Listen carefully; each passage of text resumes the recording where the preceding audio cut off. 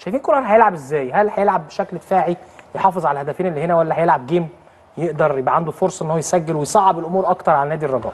هو بص يا كابتن، هو الطبيعي طبعا ان الراجل هيشتغل جيم على المستوى الخططي والتكتيك شويه، مايل للحته الدفاعيه لكون ان هو بيلعب بره ملعبه.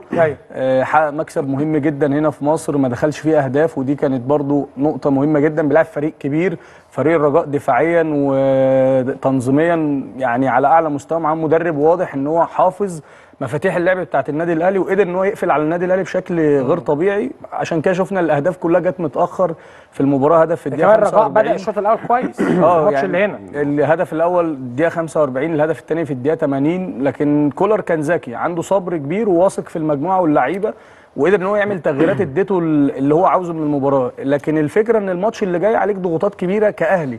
رقم واحد، ما يخشش فيك هدف. ليه؟ هتلعب برضو ضغط جماهيري غير طبيعي. فريق الرجاء هجوميا هيبقى اشرس واقوى من كده، لان هو ما عندوش حاجه يخسرها، هو ما قداموش حاجه غير المكسب.